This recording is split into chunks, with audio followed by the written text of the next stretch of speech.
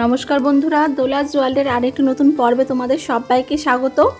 আজকে অনেক দিন পর আর একটা নতুন রেসিপি আমি আপলোড করছি। অনেক দিন রান্নার ভিডিও দেওয়া হয়নি আমার, তো মেনলি এটা তো প্রথমে আমি রান্নায় দেখাতাম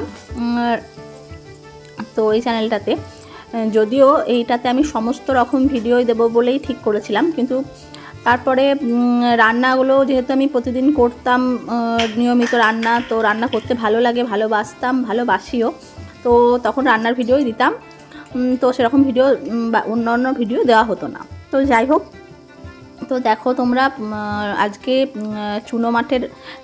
চুনো মাছের বাটি চচ্চড়ি বানাচ্ছি। বাটি চচ্চড়ি কিন্তু বাটিতে বানাচ্ছি না, কড়াইতে বানাচ্ছি।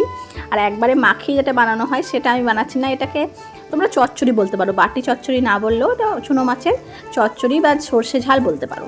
তো যাই হোক, দেখো কিভাবে বানাচ্ছি। প্রথমে সর্ষের তেল অনেকটা পরিমাণে, মোটামুটি অনেকটা পরিমাণে দেওয়ার পরে কালো জিরে কাঁচা লঙ্কা ফোড়ন দিতে হবে। ওটাকে নাড়াচাড়া করা হয়ে গেলে বেশি করে একটু পেঁয়াজ দিয়ে দিতে হবে। পেঁয়াজটাকে একটু ভাজা ভাজা হলে তার মধ্যে এই যে লম্বা লম্বা করে সরু করে আলু কেটে রাখা, সরু নয় মানে লম্বা করে আর কি, খুব সরুও না খুব মোটাও না, এভাবে আলু কেটে রাখা হয়েছিল। এই আলুগুলোকে দিয়ে দেওয়া হলো, দিয়ে একটু ভাজা ভাজা করা হচ্ছে। এরপরে আমি লম্বা করে সরু করে বেগুন কেটে রেখেছি, সেটা দিয়ে দেওয়া হবে, সেটা দিয়ে দেবো আর কি। তো দেখো একটু ঢাকা দিয়ে দেওয়া হলো। আসলে কোনো রান্না প্রথমে তো আমিই করতাম, তো এরকম বলে অভ্যাস হয়ে গেছে যে ঢাকা দিয়ে দিচ্ছি, আমি কেটে রেখেছি, এরকম ব্যাপার হয়ে যাচ্ছে আর কি।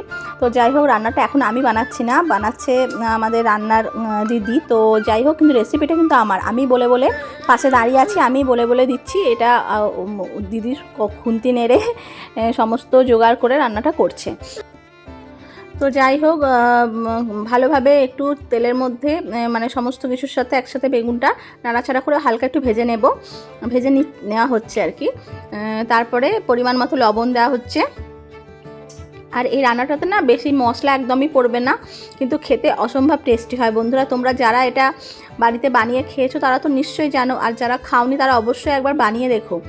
আর এটা খুব সহজভাবেও হয়, সেটা হচ্ছে ওই বাটির মধ্যে সমস্ত সবজি, তারপরে যা মশলা আমি দেবো সেগুলো সব মাখিয়ে একসাথে বেশি করে তেল দিয়ে বাটি শুদ্ধ বসিয়ে একটু ঢাকা দিয়ে লো আছে করলে ওটাও খুব টেস্টি হয়, ওটা তো আরও বেশি টেস্টি হয়।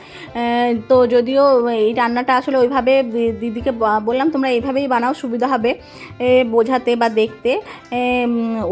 দিদি যেহেতু আগে ওরকম করেনি রান্না ওইভাবে বাটি চচ্চড়ি, তো আমি বললাম এইভাবেই করো, পরে কোনো দিন আর একদিন অন্যভাবে ওইভাবে বানিয়ে তোমাদেরকে অবশ্যই আমি দেখাবো, শেয়ার করব। তো যাই হোক, নুন, পরিমাণ মতো লবণ, হলুদ এগুলো দিয়ে দেওয়া হলো। বেশ ভালোভাবে চেড়ে নেওয়া হচ্ছে। এবার পরিমাণ মতো সর্ষে বেটে রাখা হয়েছিল, সর্ষে আর কাঁচা লঙ্কা বেটে রাখা হয়েছিল, ওটা দিয়ে দেওয়া হয়েছে। আর মাঝখানে একটু মনে হয় কাঁচা লঙ্কা চিড়েও দেওয়া হয়েছিল।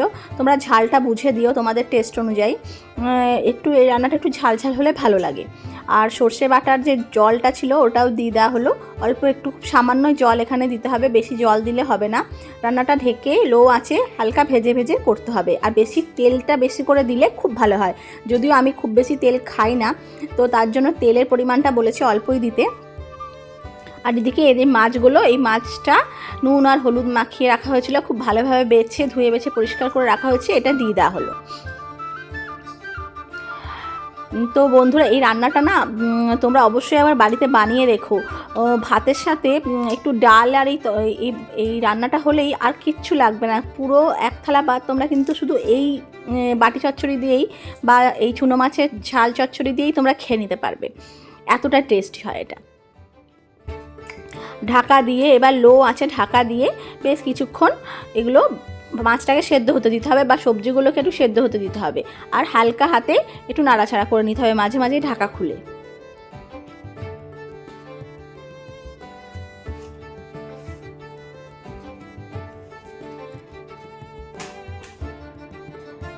দেখো বন্ধুরা, ঠিক এইভাবে হালকা হাতে নাড়াচাড়া করতে হবে, খুব বেশি নাড়াচাড়া করলে আবার মাছগুলো ভেঙে যাওয়ার সম্ভাবনা আছে।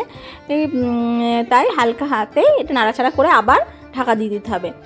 দেখো আমি ঢাকা দিয়ে দিলাম, যেহেতু আমি পাশে দাঁড়িয়ে আছি, রান্নাটা আমি ইনস্ট্রাকশান আমি দিচ্ছি, এইভাবে করো দিদি। তো দেখো ধনে পাতা, এবার যেহেতু শীতকাল ঠান্ডার সময় এই ধনে পাতাটা দিলে টেস্টটা আরও বেড়ে যাবে, তোমরা অবশ্যই এটা দিও। আর এই দেখো এমন কড়াইয়ের তলায় একদম লেগে যাচ্ছে, এতটাই এটা ভাজা ভাজাভাবে রান্নাটা করতে হবে, তাহলেই টেস্টটা এর আসল মানে টেস্টটা বেরিয়ে আসবে। রান্না আমার প্রায় হয়ে গেছে কমপ্লিট। তো এরপরে আর কি বলার আছে, আর তো কিছু বলারই নেই। তো যাই হোক, তোমরা নিশ্চয়ই রেসিপিটা পুরোটা দেখেছো আর তোমাদের ভালো লেগেছে। ভালো লাগলে অবশ্যই লাইক শেয়ার কমেন্ট করো, আর আমার চ্যানেলটাকে অবশ্যই সাবস্ক্রাইব করে আমার বন্ধু হয়েও, আর পাশে বেল বাটনটাকেও ক্লিক করে রেখো, তাহলে যখনই নতুন কোনো ভিডিও আপলোড করব তার নোটিফিকেশানগুলো তোমাদের কাছে চলে আসবে আর তোমরা সেগুলো দেখে নিতে পারবে। তাহলে আজ আসি বন্ধুরা, টাটা।